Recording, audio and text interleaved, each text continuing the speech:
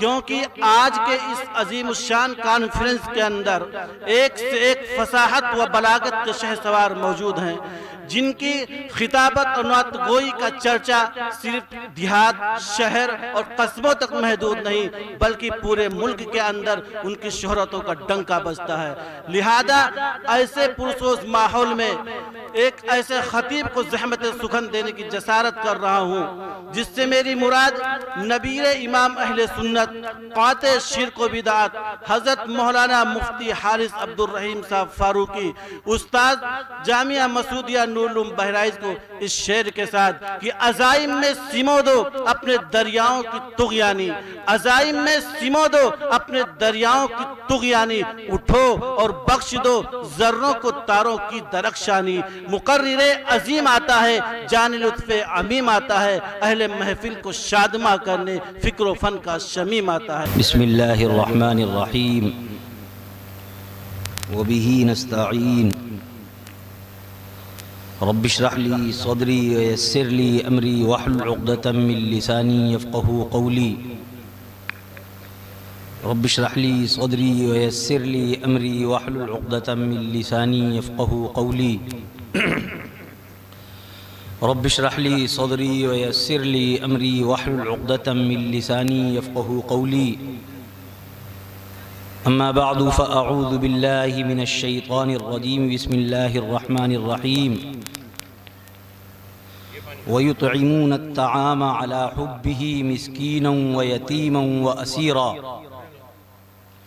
وقال النبي صلى الله تعالى عليه وسلم ما أحب عبد عبدا لله إلا أكرم ربه عز وجل صدق الله مولانا العلي العظيم وصدق رسوله النبي الكريم۔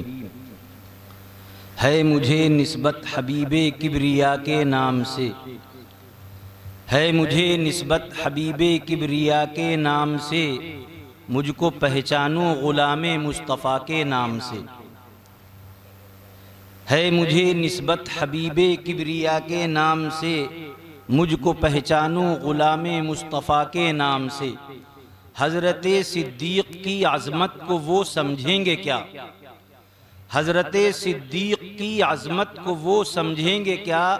کچھ تعلق ہی نہیں جن کو وفا کے نام سے، کانپتے ہیں آج بھی کفار کے سینوں میں دل حضرت فاروق جیسے سورما کے نام سے۔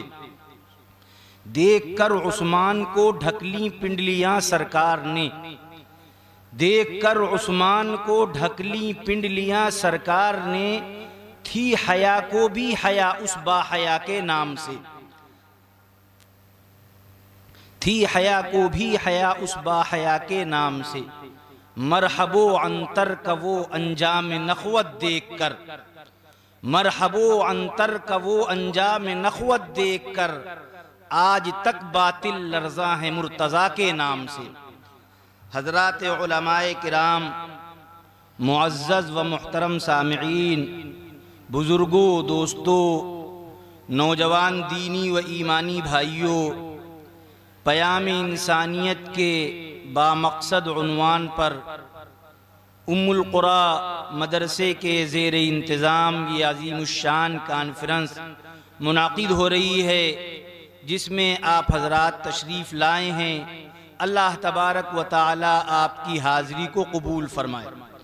ابھی آپ سب نے میرے استاد محترم اور ہم سب کے مخدوم، ہم سب کے لیے قابل احترام اور لائق تقلید شخصیت حضرت مولانا قاری زبیر احمد صاحب مدظلہ العالی کا انتہائی قیمتی بصیرت افروز بیان آپ حضرات نے اور میں نے سنا۔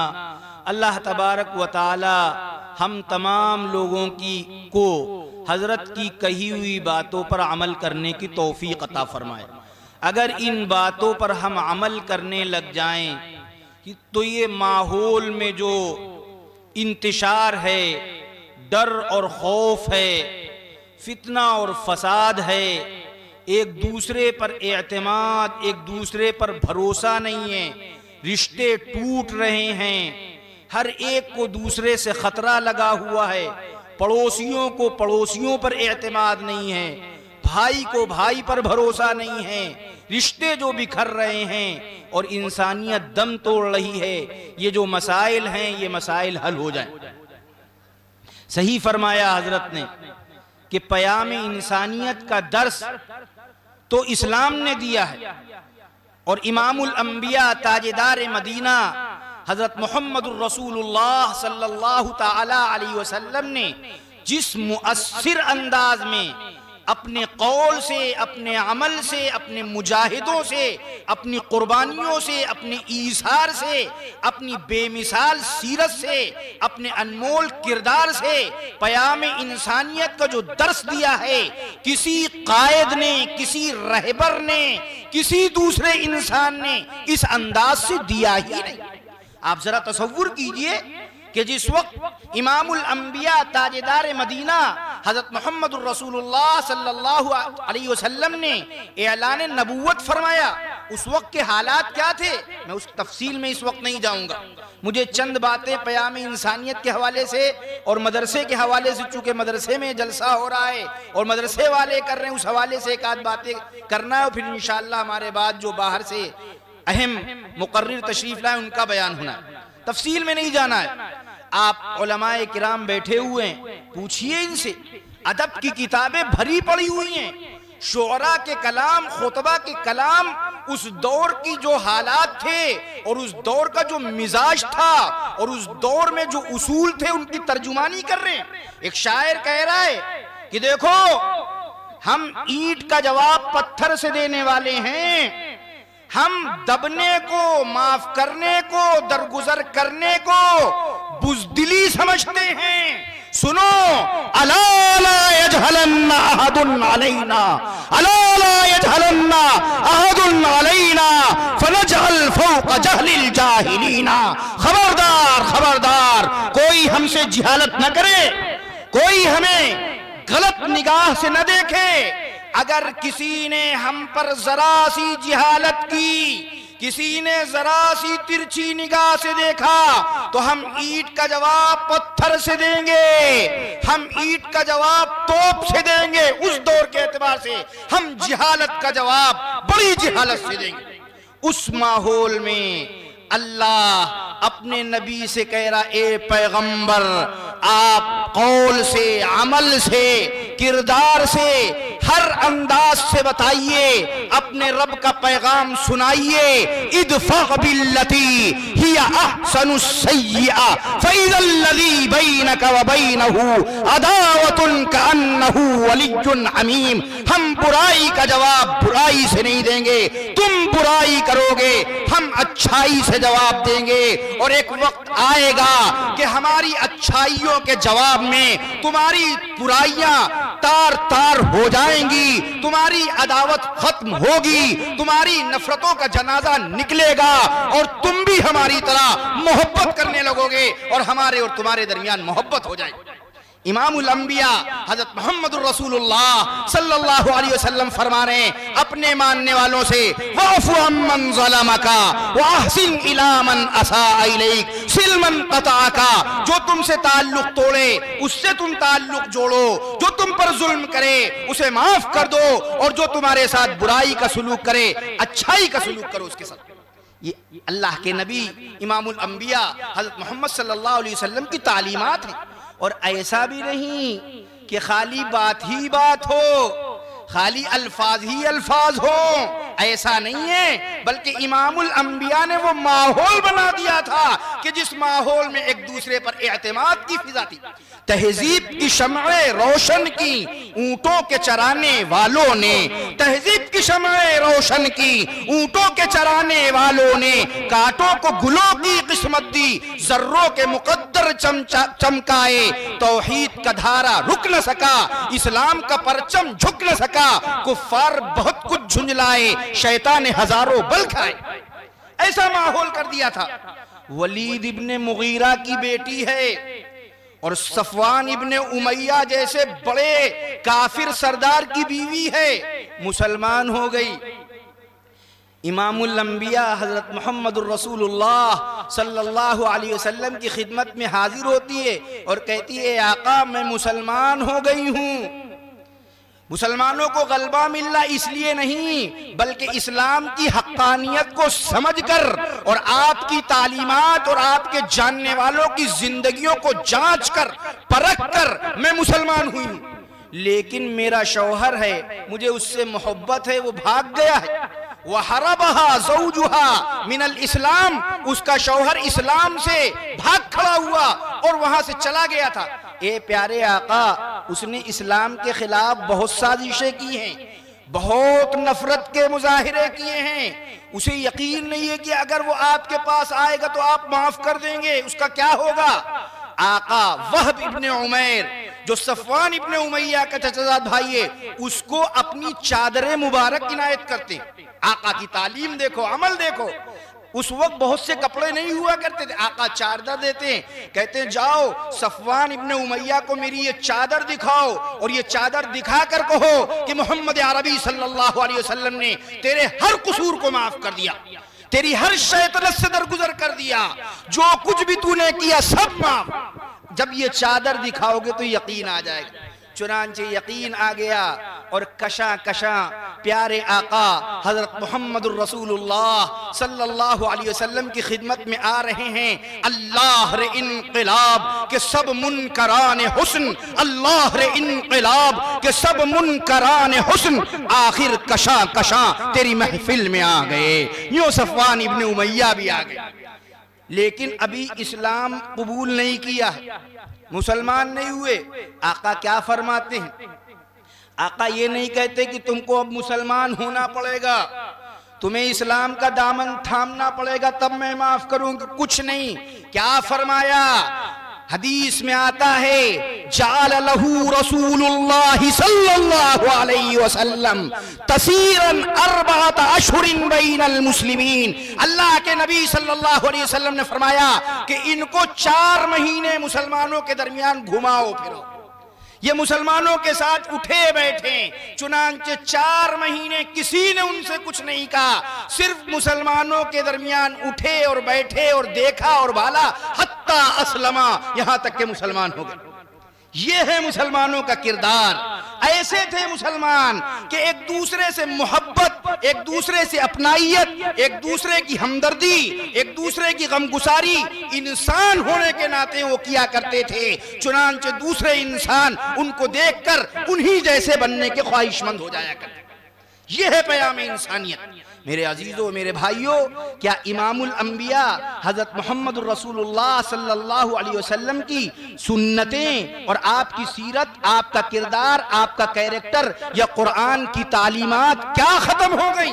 سب کچھ تو آج ہے، بس کمی ہمارے اندر آ گئی کہ ہم نے امام الانبیاء کے طریقے کو اپنایا نہیں، مغربی تہذیب کے دل دادا ہو گئے، مغربی تہذیب کو اپنا لیا۔ ان کے ہاں یہ کلچر تھا، دوسروں کے یہ تھا کہ جیسی کرنی ویسی بھرنی، جو جیسا کرے اس کو ویسا جواب دو۔ ان کا کلچر، ان کی تہذیب، ان کی افکار، ان کی فکریں، ان کے نظریات کو اوڑھ لیا اور اسلام کا پیغام بھلا دیا۔ نتیجہ یہ کہ آج ہم ذلیل ہو رہے ہیں۔ ڈھونڈنے والا ستاروں کی گزرگاہوں کا، ڈھونڈنے والا ستاروں کی گزرگاہوں کا، اپنے افکار کی دنیا کا سفر کر نہ سکا۔ ڈھونڈنے والا ستاروں کی گزرگاہوں کا، اپنے افکار کی دنیا کا سفر کر نہ سکا۔ جس نے سورج کی شعاعوں کو گرفتار کیا، زندگی کی شب تاریک سحر کر نہ سکا۔ ہم ان فلاسفروں کے پیچھے، ان سائنسدانوں کے پیچھے اور ان نئی تہذیب کے دلدادہ لوگوں کے فلسفے اور نظریات کو اپنانے والے ہو گئے، اور اسلام اور تعلیمات نبویہ سے گریز کیا، پیام انسانیت کا جو درس امام الانبیاء نے دیا تھا اس کو فراموش کر دیا۔ نتیجہ یہ ہے کہ آج ہم خود بھی ذلیل ہو رہے ہیں اور دوسروں کی ذلت کا بھی باعث بن رہے ہیں۔ آپ کو پتا ہے کیا ہوتا تھا؟ آج ہم کو ایک دوسرے پر بھروسہ نہیں ہے، اعتماد نہیں ہے۔ دسیوں ایسی مثالیں ہیں، ایک مسلمان آپس میں معاملات کر رہے ہیں، جھوٹ، فریب، دغا، مکاری، زناکاری آپس ہی میں، یہ سب ہو رہا ہے۔ کون ہم پر بھروسہ کرے گا؟ آج غیروں سے زیادہ ہمارے حالات خراب ہو گئے، آج غیروں سے زیادہ رسوائی کا ذریعہ ہم خود بن رہے ہیں۔ میرے عزیزوں، میرے بھائیوں، جب تک کہ ہم امام الانبیاء حضرت محمد الرسول اللہ صلی اللہ تعالی علیہ وسلم کی تعلیمات کو اپنائیں گے نہیں، پیام انسانیت کو سیکھیں گے، پڑھیں گے نہیں اور اس کو اپنی زندگیوں میں نہیں لائیں گے، یہ حالات یوں ہی بنے رہیں۔ اللہ کے نبی صلی اللہ تعالی علیہ وسلم کی جو انسانیت کے حوالے سے تعلیمات ہیں ان کو اپنائیں ہم، پھر دیکھیے ہم غیروں کے طریقے پر چلیں۔ یہ مغربی تہذیب ہے، ایک دوسرے کی مدد نہ کرنا، ایک دوسرے سے بے رخی کرنا، یہ ان کی کلچر ہے۔ میں نے بھی پڑھا، مفتی تقی عثمانی صاحب نے ایک جگہ لکھا کہ یہ مغرب کا پولینڈ کی بات ہے کہ ایک لڑکی زینے پہ بیٹھی رو رہی ہے، لڑکی زینے پہ بیٹھی نوجوان لڑکی، پوچھا کیا بات ہے، کاہے رو رہی ہو، کیوں رو رہی ہو؟ کہا میرا باپ ہے، یہ پورا گھر اس کا ہے، میں اپنے باپ سے کہہ رہی ہوں، جوان لڑکی ہے، میں اپنے باپ سے رو رو کر کہہ رہی ہوں کہ ایک کمرہ مجھے دے دیجئے رہنے کے لیے، میری عزت کو خطرہ ہے، میں کہاں جاؤں گی؟ میرا باپ یہ کہہ رہا ہے کہ جب تک تم کمرے کا کرایہ نہیں دو گی جتنا دوسرے لوگ دے رہے ہیں میں تمہیں نہیں رکھوں گا، تمہاری عزت جائے یا رہے۔ یہ مغرب کی تہذیب ہے، آج ہم نے اس کو اپنا لیا۔ آج ہم اس طریقے پر چل رہے ہیں کہ ہمارا بھائی سسک رہا ہے، پریشان ہو رہا ہے، مرض سے جھوٹ رہا ہے، جاڑا آ گیا، اس کے پاس جاڑے کے کپڑے نہیں ہیں، ہمارے عزیز اقربا گرمی میں، جاڑے میں، ہر موسم میں پریشان ہو رہے ہیں، اور ہم ٹھاٹ سے گرمی کے اعتبار سے اے سی چلا رہے ہیں، جاڑے کے اعتبار سے اپنے کمرے کو گرم کیے ہوئے ہیں اور وہ بلک رہے ہیں اس کے بچے، ہمیں کوئی فکر نہیں۔ یہی ہے نبی کی تعلیم، یہی ہے ہمارا دین۔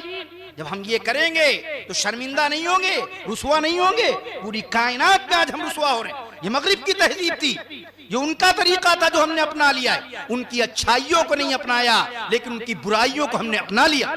اسی طرح سے مفتی صاحب نے ایک جگہ اور لکھا ہے کہ ایک بوڑھا آدمی، امام الانبیاء کی تعلیم دیکھو کیا ہے بوڑھوں کے حوالے سے، آقا فرما رہے ہیں ما اکرم شاب شیخا، ما اکرم شاب شیخا من اجل سنہ، کسی جوان نے بوڑھے کا صرف اس لیے اکرام کیا کہ وہ بوڑھا ہے اور کوئی وجہ نہیں، یہ نہیں کہ وہ ہمارا رشتہ دار ہے، یہ نہیں کہ مالدار ہے، صرف اس لیے کہ بوڑھا ہے اور اس کی عزت کی، وہ چل نہیں پا رہا تھا، اس کا سہارا بن گئے، وہ روڈ پار نہیں کر پا رہا تھا، اس کو روڈ پار کرا دیا، وہ پانی نہیں پی پا رہا تھا، اس کو پانی پلا دیا۔ ابھی حضرت نے فرمایا کس طرح صدیق اکبر نے بوڑھی عورت کو کھانا کھلایا، اس طرح خدمت گزاری کر دی۔ اللہ کے نبی فرما رہے ہیں کہ جس جوان نے بوڑھے کو صرف بوڑھے ہونے کی وجہ سے عزت دی، اللہ تبارک و تعالی اس کے بڑھاپے میں ایسا شخص اس کو عنایت کر دیں گے جو اس کی عزت کرے گا، اس کا خیال کرے گا۔ یہ ہے نبی کی تعلیم کہ اگر بوڑھا ہے، اپنا ہے، غیر ہے، مسلمان ہے، غیر مسلم ہے، امیر ہے، غریب ہے، کوئی بھی ہے، صرف بوڑھا ہے تو بوڑھے ہونے کی وجہ سے اس کی عزت کرو، اس کا اکرام کرو۔ لیکن مغرب کی تہذیب جو ہم نے اختیار کر لی اپنے نبی کی تعلیم چھوڑ کر، وہ کیا ہے؟ وہ یہ کہ ایک بوڑھا آدمی رو رہا ہے اور واپس آ رہا ہے روتے ہوئے، پوچھا کیا بات؟ تو اس نے بھی یہی بتایا، کہا یہ میری بیٹی ہے، اوپر رہتی ہے، ہر طرح کی آسودگی ہے، پیسہ ہے، بینک بیلنس ہے، زمین جائیداد ہے، اس کی اپنی اعلیٰ ترین رہائش ہے، میں غریب ہوں، اس کا بوڑھا باپ ہوں، میں اس سے کہہ رہا ہوں بار بار آ کر کہ میں جہاں رہ رہا ہوں وہ بہت تنگ جگہ ہے، بہت پریشانی ہو رہی ہے، کوئی مجھے کھلانے پلانے والا نہیں ہے، کوئی نوالا دینے والا نہیں ہے، میں اپنی بیٹی سے منت سماجت کر رہا ہوں کہ مجھے اپنے پاس رکھ لے، کتنی میری زندگی ہے، اور وسعت کے باوجود وہ مجھے بھگا رہی ہے، اور آج پھر مجھے دھتکار کر بھگا دیا، اب میں کہاں جاؤں؟ مفتی صاحب کہتے کچھ لوگوں کو بھیجا اس لڑکی کے پاس کہ تمہارا بوڑھا باپ ہے، اس کو تم رکھو اپنے پاس۔ اب جب وہ بوڑھے کو لے کر گئے تو وہ لڑکی، جوان لڑکی کہتی یہ میرا باپ ہے، اس کو حق نہیں کہ مجھے بیٹی کہے، یہ اتنا نالائق باپ ہے کہ ایک وقت وہ تھا جب میں طلاق لے کر اپنے شوہر سے یہاں آئی تھی، میرے شوہر نے مجھے ظلماً طلاق دے دی تھی۔ ہو جاتی ہے طلاق کی نہیں ہو جاتی ہے؟ اگر ہماری بیٹی کو، بہن کو طلاق ہو جائے وہ ہمارے لیے بوجھ ہو جاتی ہے۔ آپ کو پتا ہے امام الانبیاء حضرت محمد صلی اللہ علیہ وسلم نے فرمایا کہ سب سے بہترین صدقہ، افضل ترین صدقہ یہ ہے کہ اگر کسی کی بہن بیٹی طلاق لے کر گھر آ جائے کسی جائز وجہ سے، یا اس کا شوہر مر جائے اور وہ اپنے باپ اپنے بھائی کے پاس آئے اور یہ باپ اور بھائی اس کا خیال کریں، اس کا کوئی کمانے والا نہیں ہے، اس کا خیال کریں، اس کی کفالت کریں، یہ سب سے افضل صدقہ ہے۔ وہ عورت کہتی ہے کہ میں اپنے شوہر کے پاس سے آ گئی تھی، شوہر نے طلاق دے دی تھی ظلماً، میں اپنے باپ کے پاس آئی تھی تو میرے باپ نے کہا تھا کہ میں تجھ کو رہائش نہیں دوں گا۔ میں نے کہا میں کہیں اور رہائش اختیار کر لوں، اس لیے کچھ قرض دے دیجئے۔ تو بہت کہنے پر اس نے قرض تو دیا تھا لیکن سود کی شرحیں متعین کی تھی، اور مجھ سے قرض بھی واپس لیا اور سود کا ایک پیسہ واپس لے لیا۔ اب یہ کس منہ سے آیا ہے کہ میں اس کی مدد کروں؟ میرے عزیزوں، میرے بھائیوں، یہ ہے مغربی تہذیب۔ اللہ کے نبی حضرت محمد صلی اللہ علیہ وسلم تو فرما رہے ہیں، پیام انسانیت یہ ہے کہ اللہ کے نبی فرما رہے ہیں، مشہور حدیث ہے، واللہ لا یؤمن واللہ لا یؤمن واللہ لا یؤمن، اللہ کی قسم وہ مومن نہیں ہے، اللہ کی قسم وہ مومن نہیں، اللہ کی قسم وہ مومن نہیں۔ اللہ کے نبی صلی اللہ علیہ وسلم سے پوچھا گیا، قیل من یا رسول اللہ، اللہ کے نبی کون مومن نہیں ہے؟ آقا صلی اللہ علیہ وسلم فرما رہے ہیں، الذی لا یأمن جارہ بوائقہ، وہ شخص کہ جس کا پڑوسی اس کے شر سے محفوظ نہ ہو۔ پڑوسی اگر شر سے محفوظ نہیں ہے تو مومن نہیں ہے ایسا آدمی۔ آج ہم دیکھیں کس طرح اپنے پڑوسیوں کو ستا رہے ہیں، پریشان کر رہے ہیں، تکلیفیں دے رہے ہیں، قدم قدم پر رسوا کر رہے ہیں۔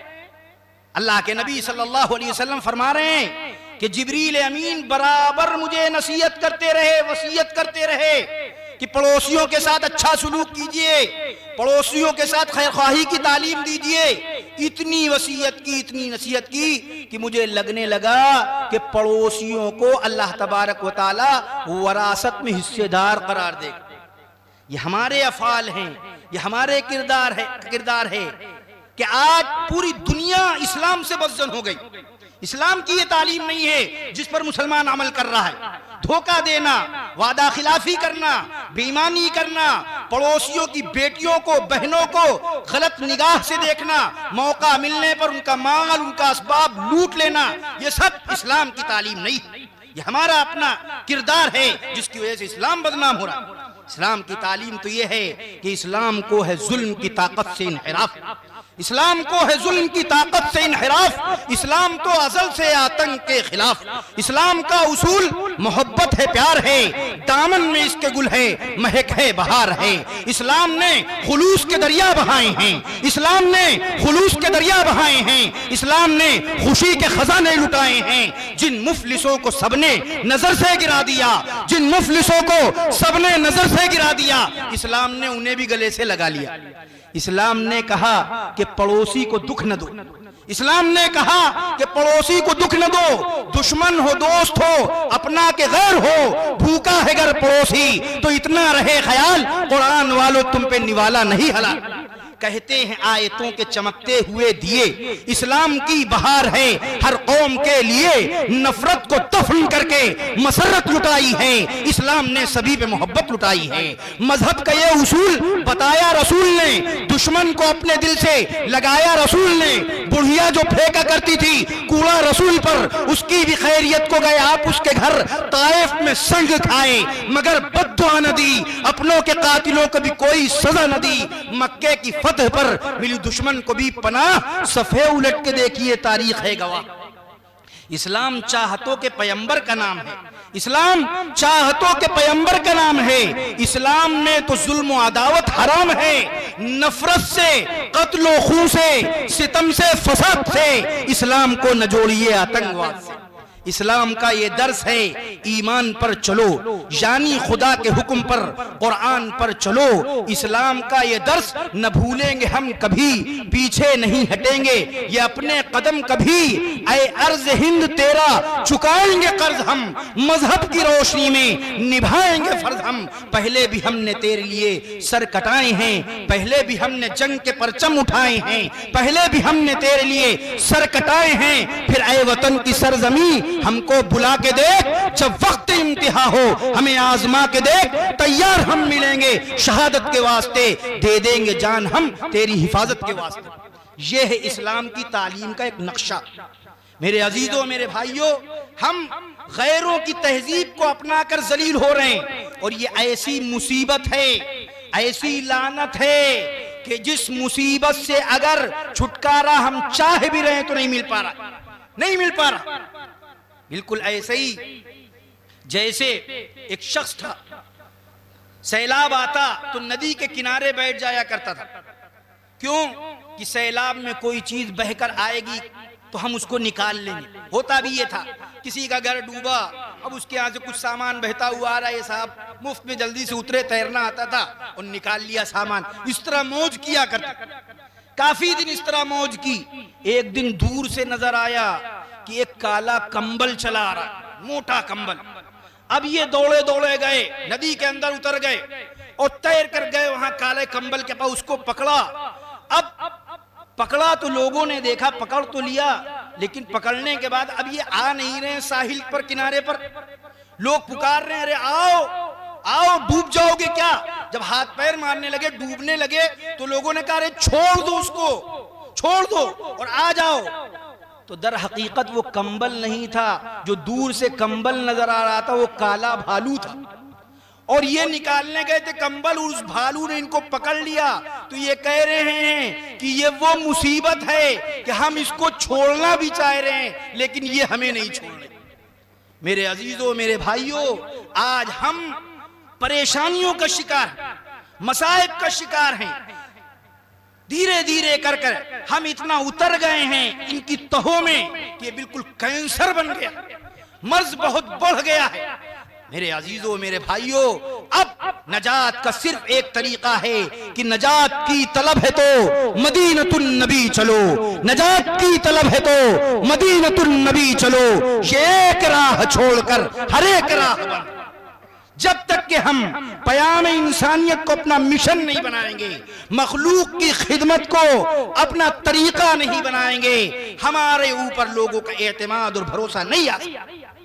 ہم وعدہ خلافی نہ چھوڑیں، ہم خیانت نہ چھوڑیں، ہم بے ایمانی نہ چھوڑیں، ہم جس کا پائیں اس کا کھانے کا مزاج نہ چھوڑیں، تو ہم کو کبھی عزت نہیں مل سکتی۔ ہم ہیلے حوالے سے دوسروں کا مال لوٹ رہے ہیں، ارے کر رہے ہیں کہ نہیں؟ اللہ کے نبی صلی اللہ علیہ وسلم فرما رہے المسلم من سلم المسلمون من لسانہ و یدہ، مسلمان وہ ہے جس کی زبان اور ہاتھ سے دوسرے مسلمان محفوظ رہیں، اور بعض روایات میں آیا ہے کہ مسلمان وہ ہے کہ جس سے سارے لوگ محفوظ رہیں۔ ہمارا معاملہ کیا ہے؟ سگا بھائی ہے، باپ کے انتقال کے بعد، باپ کے مرنے کے بعد سگے بھائی کے خلاف مورچہ کھول دیتے ہیں۔ چھوٹے سے باپ کو لے کر، ایک ٹکڑا زمین کو لے کر، گھر کے ایک کونے کو لے کر، چند انچ زمین کو لے کر، نالی کو لے کر، کھیت اور کھلیان کو لے کر ایک بھائی اپنے ہی سگے بھائی کا خلاف ہو جاتا ہے۔ لاٹھیاں چل رہی ہیں، گولیاں چل رہی ہیں، ماحول میں تناؤ اور انتشار کی کیفیت ہے، جھوٹے مقدمات قائم کیے جا رہے ہیں، وکیلوں کو اور ججوں کو رشوت دی جا رہی ہے۔ ایک بھائی اپنے ہی سگے بھائی کے خلاف زبان، ہاتھ، مال و دولت، اثر و رسوخ سب کچھ استعمال کر رہا ہے۔ کاہے کے لیے؟ ہمارا چاہے جتنا سرمایہ لگ جائے، کھیت بک جائے، گھر بک جائے، لیکن اب اس نے ہماری مخالفت کی ہے، ہم اس کو آخر تک پہنچا کر دم لیں گے، اس کو حد تک پہنچا دیں گے، دفن کر دیں گے۔ یہ جذبہ ہے ہمارا، ہو رہا ہے کہ نہیں ہو رہا ہے؟ میرے عزیزوں، میرے بھائیوں، کسی کو کسی پر اعتماد نہیں، اپنی زبان کی کوئی وقت نہیں، وعدے کی کوئی وقت نہیں۔ امام الانبیاء حضرت محمد صلی اللہ علیہ وسلم کی مشہور بات ہے کہ آپ صلی اللہ تعالیٰ علیہ وسلم نے اعلان نبوت سے پہلے، عبداللہ ابن حمزہ خود کہہ رہے کہ میں نے اعلان نبوت سے پہلے رسول اللہ صلی اللہ علیہ وسلم سے ایک معاملہ کی، ایک سودا کیا، اور میں نے کہا کہ آپ یہیں پہ ٹھہریے، میں بھی آ رہا ہوں۔ میں تو چلا آیا، 3 دن گزر گئے، مجھے یاد ہی نہیں آیا۔ 3 دن بعد جب مجھے یاد آیا، میں جلدی سے آیا، دیکھا محمد عربی صلی اللہ علیہ وسلم وہیں پر کھڑے ہوئے، اور آپ صلی اللہ علیہ وسلم نے غصہ گرمی نہیں دکھائی، چیخے چلائے نہیں، بلکہ آپ نے فرمایا کہ لقد شققت علیہ، تم نے مجھے تکلیف دی، میں یہاں 3 دن سے تمہارا انتظار کر رہا ہوں، 3 دن سے تمہارا انتظار کر رہا ہوں۔ یہ ہے آقا صلی اللہ علیہ وسلم کی تعلیم، جس کو صحابہ اکرام رضوان اللہ تعالی علیہ اجمعین نے اپنایا۔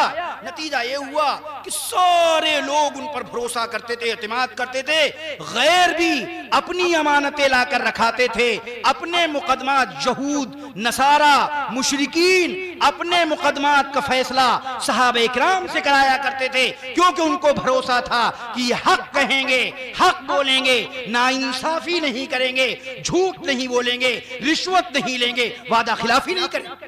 ایران کا ایک شہزادہ ہے، بہت مسلمانوں کے خلاف سازشیں کیا کرتا تھا، مسلمانوں کو پریشان کیا کرتا تھا، بڑی مشکل سے گرفتار ہو گیا۔ اب عمر ابن الخطاب رضی اللہ تعالیٰ عنہ کا دور حکومت ہے، اس کو موت کی سزا دی گئی۔ سزا سے پہلے جیسے طریقہ ہے، ہر دور میں طریقہ چلا آ رہا ہے، پوچھا گیا تمہاری کوئی آخری خواہش، کوئی آخری خواہش ہو تو بتاؤ۔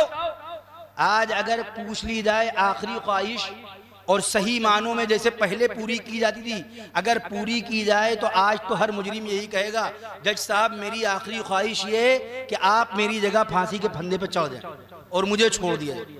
ہوگا کہ نہیں ہوگا؟ ہر ایک اپنی کوئی نہ کوئی ایسی خواہش بتائے گا جس سے اس کو چھٹی مل جائے۔ حضرت زید ابن دسنہ کو کفار نے گرفتار کر لیا، تفصیل میں جانے کے وقت میں اشارہ کر دوں، گرفتار کر لیا، پھانسی دینے کے لیے لے جا رہے ہیں تختہ دار پر۔ پوچھا گیا آخری کوئی خواہش، کیا کہہ رہے ہیں؟ میری یہ خواہش ہے کہ 2 رکعت نفل پڑھ لوں۔ کہا دانا نہ پانی اور نہ دولت چاہتا ہوں، فقط 2 نفل ادا کرنے کی مہلت چاہتا ہوں، 2 نفل ادا کرنے کی مہلت دے دو۔ ان لوگوں نے دے دی تو جلدی جلدی نماز پڑھ لی، اور کہا کہ اگر تم لوگ یہ نہ سمجھتے لولا ان تظنوا انی اطلت الصلاۃ جزعا من الموت، اگر مجھے یہ اندیشہ نہ ہوتا کہ کہیں تم لوگ یہ خیال کرو کہ میں لمبی نماز اس لیے کر رہا ہوں کہ مجھے موت سے ڈر لگ رہا ہے، تو میں اور لمبی نماز کرتا، مجھے نماز میں اتنا مزہ مل رہا تھا، لیکن میں نے مختصر کر دی کہ کہیں تم یہ نہ سمجھو کہ موت سے ڈر سے میں لمبی نماز کر رہا ہوں۔ یہ ہے آخری خواہش، ایسی تھی آخری خواہش، یہ تھا نماز کا شوق۔ تو میرے عزیزوں، میرے بھائیوں، اس ایران کے شہزادے سے پوچھا گیا کہ آخری خواہش، تو اس نے کہا میری آخری خواہش یہ ہے کہ مجھے 1 کٹورا پانی لا کر دیا جائے پینے کے لیے۔ اب اس کے پاس پانی آ گیا، اب پینے چلا، منہ سے لگایا پیالہ، لیکن رک گیا۔ امیر المؤمنین عمر ابن الخطاب رضی اللہ تعالیٰ عنہ بیٹھے ہوئے، کہا پیو پانی، پیو۔ کہا مجھے ڈر ہے اس بات کا کہ ادھر میں پانی پی رہا ہوں اور کچھ پانی میرے حلق میں ہو، کچھ کٹورے میں ہو، ابھی میرے حلق کا پانی اندر اتر بھی نہ پائے کہ اس عالم میں میری گردن مار دی جائے۔ مجھے اس بات کا اندیشہ ہے اور ڈر ہے کہ میرے ساتھ کھلواڑ کیا جائے گا، اس لیے میں پانی نہیں پی رہا ہوں۔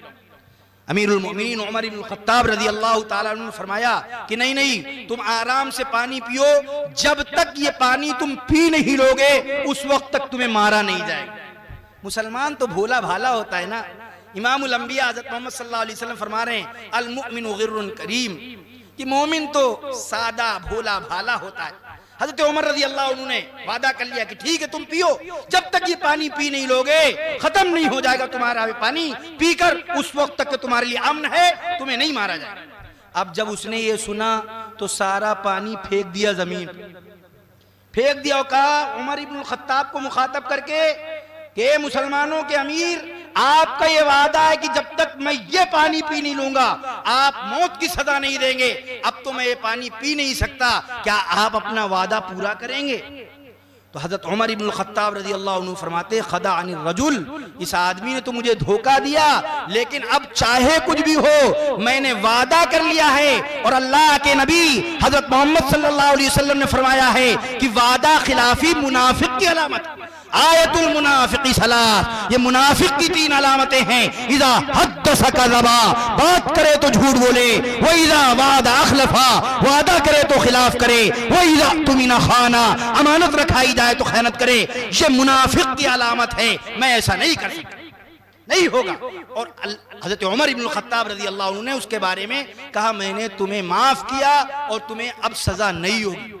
اتنا سننا تھا کہ وہ کہتا ہے اشہدو اللہ الہ الا اللہ واشہدو ان محمدن عبدہ ورسولہ، اے عمر میں آپ کو گواہ بنا کر اس بات کا اعتراف کرتا ہوں کہ اللہ کے سوا کوئی معبود نہیں اور محمد صلی اللہ علیہ وسلم اللہ کے رسول ہیں۔ میرے دل میں ایمان کی عظمت، ایمان کی حقیقت آپ کو دیکھ کر اور آپ کے ساتھیوں کو دیکھ کر آ چکی تھی، لیکن میں نے سوچا کہ اب اس دربار میں اگر میں اسلام قبول کروں گا تو دنیا یہ کہے گی کہ ایران کے بہادر شہزادے نے موت کو دیکھ کر کلمہ پڑھ لیا، دنیا مجھے بزدل کہتی اور لوگ یہ سمجھتے کہ میں نے اسلام کی حقانیت کو سمجھ کر نہیں بلکہ موت کے ڈر سے اسلام قبول کیا ہے، لوگ مجھے یہ تانا نہ دیں، اس لیے میں نے یہ تدبیر کی۔ اب جب آپ نے مجھے معاف کر دیا تو معاف ہونے کے بعد، اپنی جان محفوظ ہونے کے بعد، میں پورے اطمینان کے ساتھ، پوری رضا اور رغبت کے ساتھ کلمہ لا الہ الا اللہ محمد رسول اللہ کا اقرار کریں۔ میرے عزیزوں، میرے بھائیوں، یہ تھا وہ کردار، یہ تھا وہ کردار کہ جس کو دیکھ کر لوگ مسلمان ہوتے تھے۔ ہر لحظہ ہے مومن کی نئی آن نئی شان، ہر لحظہ ہے مومن کی نئی آن نئی شان، گفتار میں کردار میں اللہ کی برہان، جس سے جگر لالا میں ہو ٹھنڈک وہ شبنم، دریاؤں کے دل جس سے دہل جائیں وہ طوفان، بنتے ہیں میرے کارگہ میں انجم لے اپنے مقدر کے ستارے کو تو پہچان، بنتے ہیں میری کارگہ فکر میں انجم لے اپنے مقدر کے ستارے کو تو پہچان۔ میرے عزیزوں، میرے بھائیوں، یہ تھے حالات، یہ تھے وہ معاملات جن کو دیکھ کر لوگ اسلام قبول کرتے تھے، اور آج ہم اور آپ طرح طرح کے ہیلے حوالے اختیار کر کے کسی طرح مال کسی کا ہو اپنا لو، چھین لو، غصب کر لو، مار لو، توڑ دو، جو چاہو کر لو۔ کہتے ہیں نا کہ مال ہو، پیسہ ہو، چاہے جیسا ہو، یہ ہماری فکر۔ پیسہ ہو، جھوٹ بول کر آئے، وعدہ خلافی کر کے آئے، بے ایمانی کر کے آئے، پڑوسی کو تکلیف دے کر آئے، کسی طرح آئے، پیسہ ہو چاہے جیسا۔ مولانا ایک عالم گزرے ہیں، انہوں نے ایک جگہ لکھا واقعہ کہ ایک صاحب تھے، وہ کھیت میں جاتے، کھیت کو شاید آپ کے ہاں بھی ورنہ ان کے ہاں کہا جاتا تھا باڑی کھیت کو، تو جو ہے ایک شخص تھا جس کا نام تھا، انہوں نے لکھا تلاتل دھاری۔ وہ ایک کھیت میں جاتا جہاں بیگن لگی ہوئی تھی، وہ کھیت کو باڑی کہا جاتا، وہاں ایک کنواں بھی تھا اور وہ کھیت تھا، اس وقت کے یہ نام ہے، کتاب میں لکھا ہوا، میں تو کتاب کی آپ سے بتا رہا ہوں، کھیما پوا، جس کا کھیت تھا اس کا نام تھا کھیما پوا۔ اس نے اپنے کھیت میں بیگن لگا رکھے تھے اور اسی کھیت کے قریب میں کنواں بھی اس کا تھا۔ اب یہ تلاتل دھاری صاحب جاتے رات کے وقت اور چپ چاپ جا کر کھیت میں بیٹھ جاتے، جب ہر طرف سے اطمینان ہو جاتا کوئی دیکھ نہیں رہا ہے تو اپنے کو مخاطب کر کے کہتے کہ تلاتل دھاری کیا معاملہ ہے؟ کہ ٹھیک۔ اس کے بعد کہتے کھیت کو مخاطب کر کے، باڑی رے باڑی تجھ سے پوچھے تلاتل دھاری 2-4 بیگن لے لوں؟ باڑی رے باڑی تجھ سے پوچھے تلاتل دھاری 2-4 بیگن لے لوں؟ تو پھر خود ہی کہتے ارے تلاتل دھاری 10-20 بیگن لے لے۔ تلاتل دھاری تجھ سے کہتا ہے باڑی 10-20 بیگن لے لے۔ اب اس طرح 10 بیگن توڑتے اور لے کے چلے آتے اور اپنی سمجھ سے یہ سمجھتے کہ یہ بیگن میرے لیے حلال ہے، یہ تو کھیت نے جس کھیت میں بویا اس نے خود مجھ سے کہا لے لے، اس لیے میں لے لیتا ہوں. یہی سوچتے لے کے چلے آتے تھے. اب جس کا کھیت وہ بڑا پریشان کی کیا ماجرا ہے, کیا معاملہ ہے, ہر روز بیگن چوری ہو رہے, پکڑ میں نہیں آ رہا ہے. ایک دن وہ کھیت میں نگرانی کے لیے رات میں رک گیا. اب یہ صاحب آئے اور انہوں نے حسب عادت کہا, باڑی رے باڑی, تجھ سے پوچھے تلاتل دھاری, 2-4 بیگن لے لوں, اور پھر اس سے پہلے کی وہ کہتا کہ تلاتل دھاری تجھ سے کہتا ہے باڑی 10-20 بیگن لے لو, پکڑ لیا انہوں نے. پکڑ لیا کھیمو پوا نے, اور اس کے بعد باندھا رسی سے اور کنویں میں لٹکایا, اور اس کے بعد کہا کنواں رے کنواں, تجھ سے پوچھے کھیما پوا, 2-4 غوطے تلاتل دھاری کو دے دوں. تو پھر خود ہی کہتا ہے کھیما پوا تجھ سے کہتا ہے کنواں, 10-20 غوطے دے دو تلاتل دھاری کو. اور پھر اس کے بعد تلاتل دھاری کو دے غوطے نکالا, دے غوطے نکالا. اب یہ لاکھ کہہ رہے ہیں کہ ارے چھوڑ دو, ارے چھوڑ دو. کہا ارے کنواں خود اجازت دے رہا ہے تجھے غوطے دینے کی, تو اب دے لینے دے. میرے عزیزوں, میرے بھائیے, اس کو تو آپ لطیفے کے طور پر ہنس سکتے ہیں, لیکن اگر ہم اپنے ماحول کا جائزہ لیں, اپنے حالات کا جائزہ لیں, تو اکثر لوگوں کا یہی مزاج.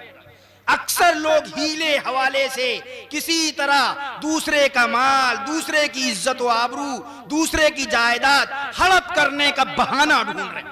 ایسے میں عزت ملے گی, ایسے میں کامیابی ملے گی, ایسے میں ترقی ملے گی, ہو نہیں سکتی. اللہ تبارک و تعالی خاص طور سے ایمان والوں کو جو کلمہ لا الہ الا اللہ محمد الرسول اللہ کا اقرار کر رہے ہو, جو مدنی آقا تاجدار مدینہ حضرت محمد الرسول اللہ صلی اللہ علیہ وسلم کو اپنا قائد, اپنا رہبر, اپنا پیغمبر مان رہے ہو, وہ اس طرح کی شرارتیں کریں, وہ اس طرح کی رذیل حرکتیں کریں, وہ اس طرح سے اللہ کی مخلوق کے ساتھ ناانصافی کریں, اللہ عزت دے نہیں سکتے. آپ کو پتا ہے یہ پیام انسانیت کا جلسہ ہے, اس لیے میں آپ کے سامنے رکھ دوں. پیام انسانیت قدر جیسا کہ ہمارے استاد محترم نے بتایا, امام الانبیاء حضرت محمد صلی اللہ علیہ وسلم نے جس مؤثر انداز میں دیا, اور جس طرح قرآن نے بتایا, اور جس طرح صحابہ نے عمل کر کے دکھایا, اور مسلمانوں نے عمل کر کے دکھایا, دنیا کی کسی قوم نے نہیں دکھایا, اور اللہ نے اسی کی بدولت ایسی عزت دی, ایسی عظمت دی کہ ہم اور آپ سوچ نہیں سکتے. آج کے ماحول میں تو سوچ نہیں سکتے. جو خوف اور ڈر کا ماحول ہے, میں بتاؤں آپ کو کیا حالات تھے مسلمانوں کے, ابھی کوئی بہت دور کی بات نہیں, 1000 سال پہلے تقریباً, جب ہارون رشید کے بیٹے امین اور مامون کی حکومت تھی. آپ پتہ کر لیجئے, ہمارے برادر محترم آئے, تاریخ پر ان کی گہری نگاہ پتہ کریے گا, آج بھی برٹش میوزیم میں وہ روپے اور وہ سکے یورپ میں جو اس وقت چھپتے تھے آج بھی موجود ہیں, باوجود کہ وہ مسلمان نہیں تھے, لیکن مسلمان بادشاہوں کی ایسی ہیبت تھی, ایسی عظمت تھی کہ ان کے روپوں پہ کلمہ لا الہ الا اللہ محمد رسول اللہ لکھا ہوتا. آج مسلمانوں کے حقوق چھینے جا رہے ہیں, قدم قدم پر رسوا کیا جا رہا ہے, ذلیل کیا جا رہا ہے, اور اللہ نے مسلمانوں کو ایسی عزت دی تھی, ایسی عظمت دی تھی کہ باوجود کہ مسلمان حکومتیں نہیں تھی, لیکن مسلمانوں کا خیال کر کے اور مسلمانوں سے متاثر ہو کر اپنے روپوں پر کلمہ لا الہ الا اللہ محمد رسول اللہ لکھتے.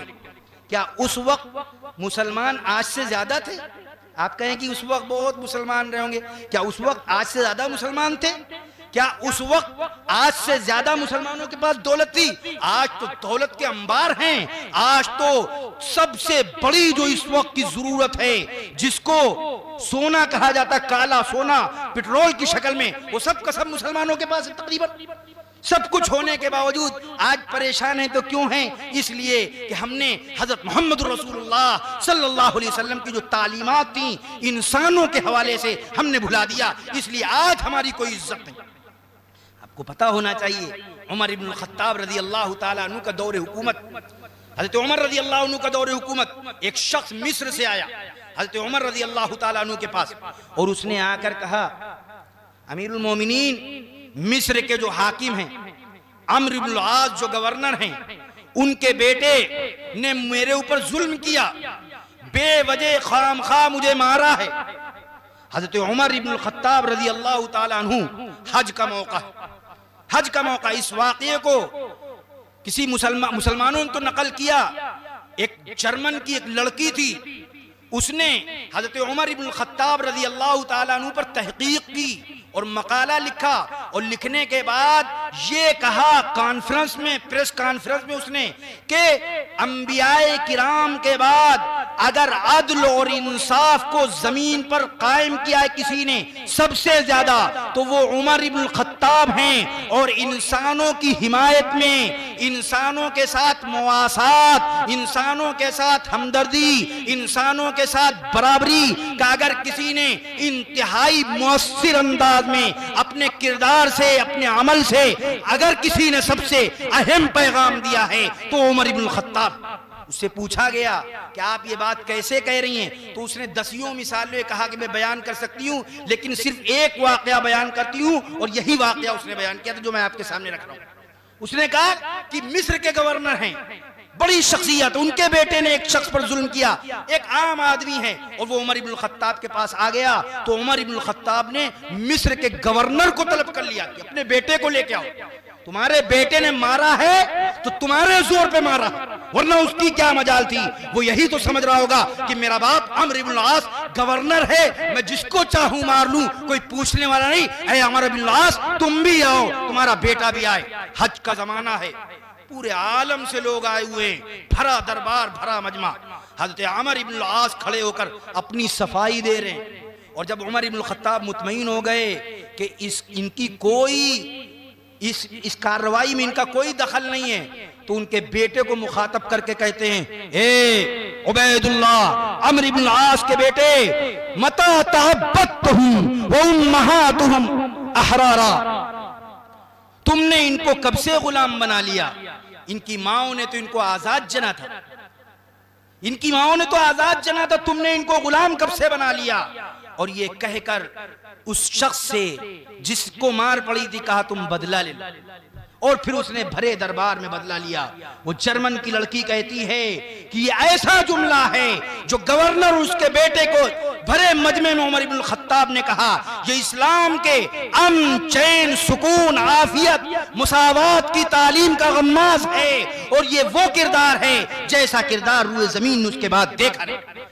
جمال نبی کا اثر آج بھی ہے، جمال نبی کا اثر آج بھی ہے، تجلی بدامہ نظر آج بھی ہے، وہ عدل و مساوات کی حکمرانی، وہ عدل و مساوات کی حکمرانی نگاہوں میں عہد عمر آج بھی ہے، ترقی زمانے کی تسلیم مجھ کو ضرورت عمر کی مگر آج بھی۔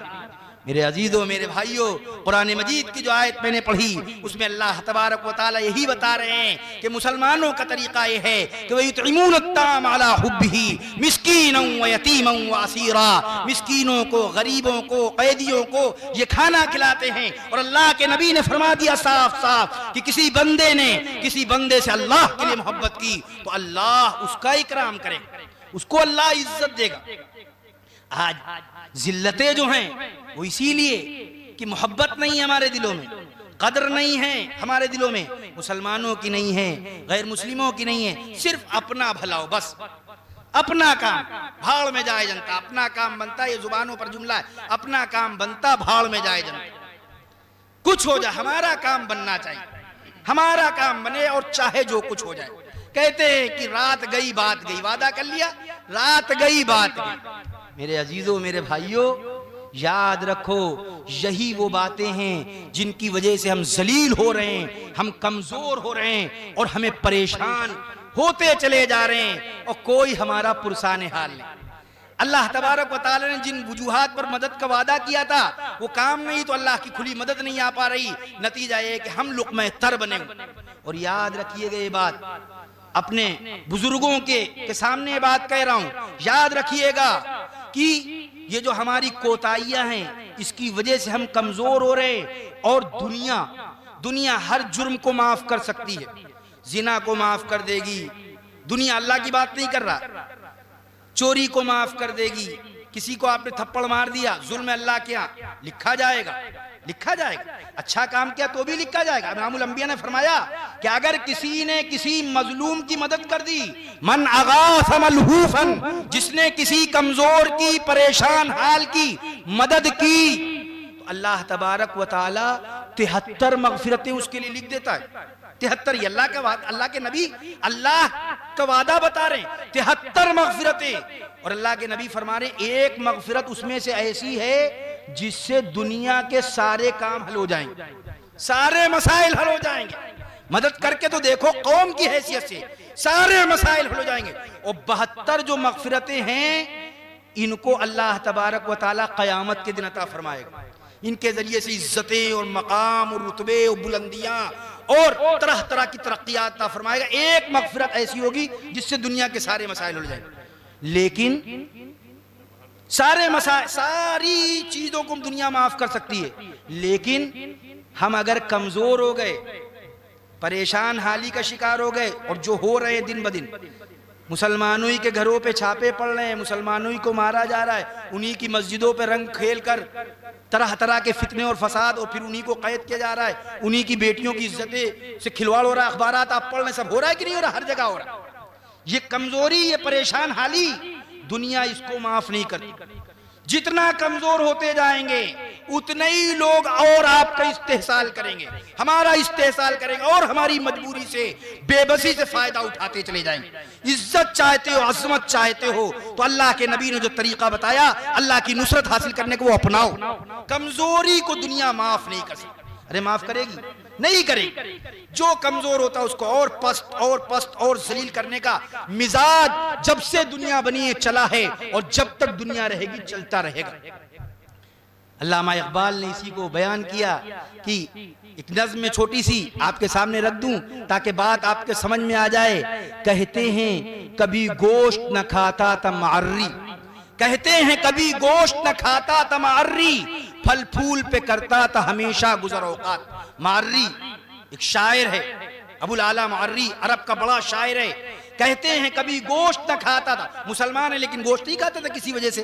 کہتے ہیں کبھی گوشت نہ کھاتا تھا معری، پھل پھول پہ کرتا تھا ہمیشہ گزر اوقات۔ ایک دوست نے بھونا ہوا تیتر اسے بھیجا، ایک دوست نے بھونا ہوا تیتر اسے بھیجا، شاید کہ وہ شاطر اسی تدبیر سے ہو مات نہیں کھائیں گے لیکن بھنا ہوا شاندار تیتر بھیج دیا، بند کر کے پلیٹ میں۔ اب جب کھولا تو بھانپ اڑ رہی ہے، بھوک نہ ہو تب بھی آدمی کہتا اچھا لاؤ اب کھائی لے، دیکھ کر رغبت ہو جاتی ہے۔ ایک دوست نے بھونا ہوا تیتر اسے بھیجا، شاید کہ وہ شاطر اسی تدبیر سے ہو مات۔ یہ خان تر و تازہ معری نے جو دیکھا، یہ خان تر و تازہ معری نے جو دیکھا، کہنے لگا وہ صاحب غفران اللزومات۔ غفران اللزومات یہ معری کے دیوان ہیں، 2 دیوان عربی کے۔ کہنے لگا وہ صاحب غفران اللزومات، اے مرغ کہ بیچارہ ذرا یہ تو بتا، مرغ کے معنی پرندہ، اے مرغ کہ بیچارہ ذرا یہ تو بتا، تیرا وہ گناہ کیا ہے یہ ہے جس کی مکافات۔ افسوس صد افسوس کہ شاہی نہ بنا تو، افسوس صد افسوس کہ شاہی نہ بنا تو، دیکھے نہ تیری آنکھ نے قدرت کے اشارات۔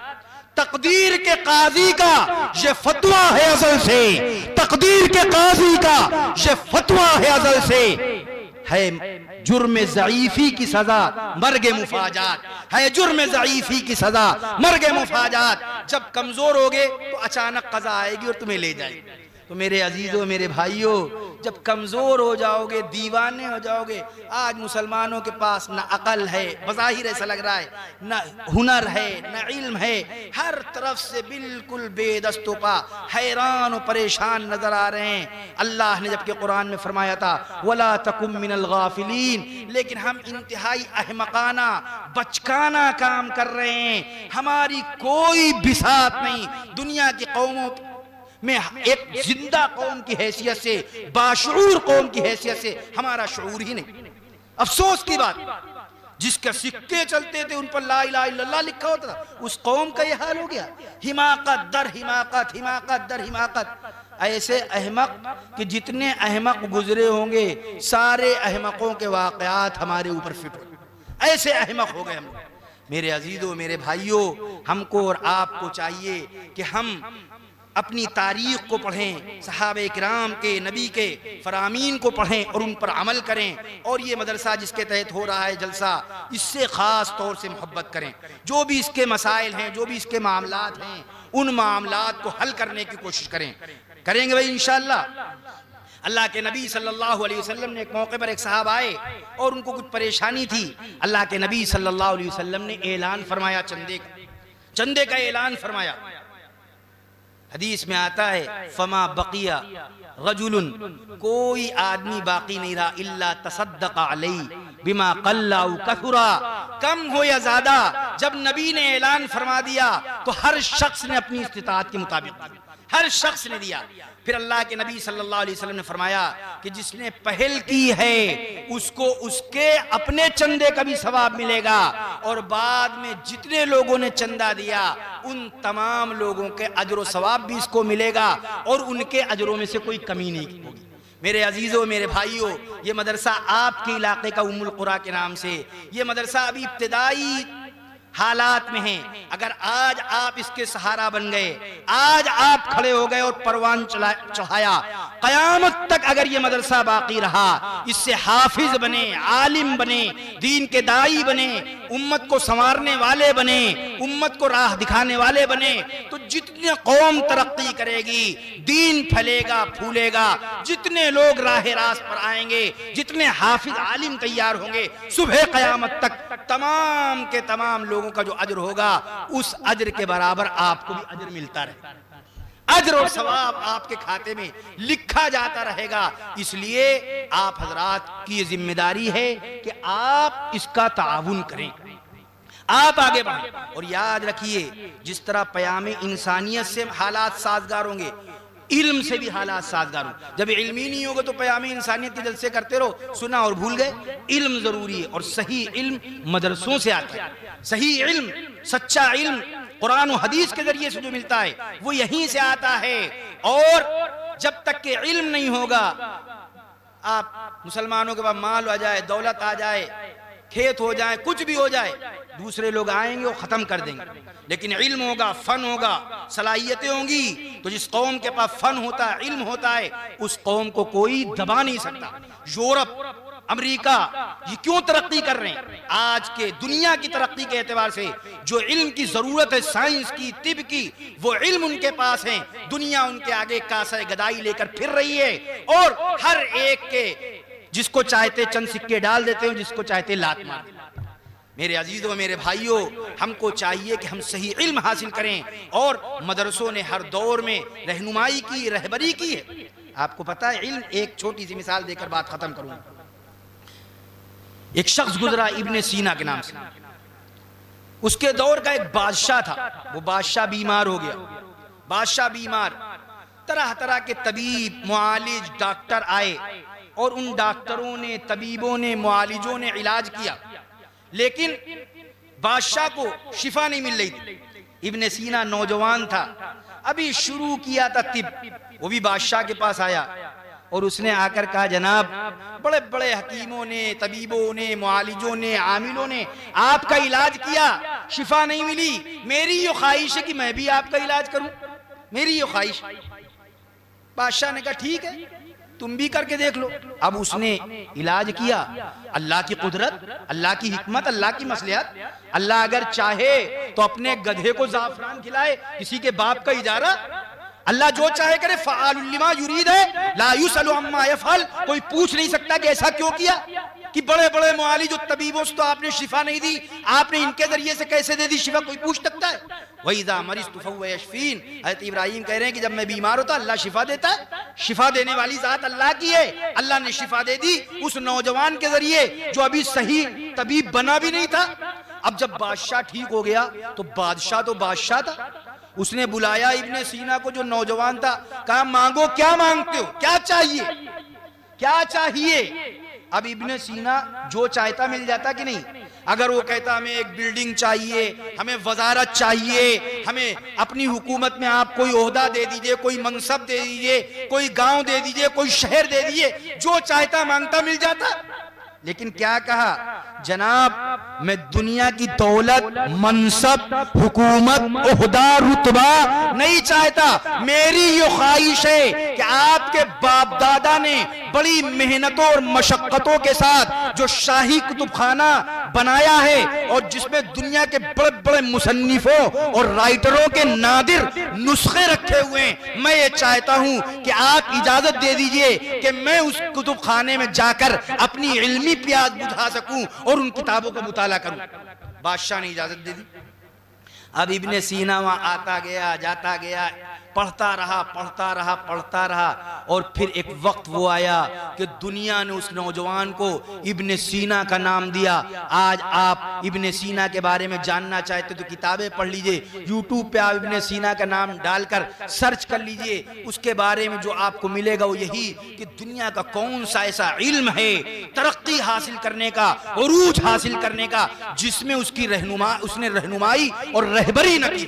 آج دنیا سائنس, دنیا طب, دنیا فلاسفہ, سارے کے سارے بڑے بڑے سائنسدانوں اور طبیبوں اور معالجوں اور بڑے بڑے فلاسفروں کی گردنیں جھکی ہوئی ہیں ابن سینا کے آگے.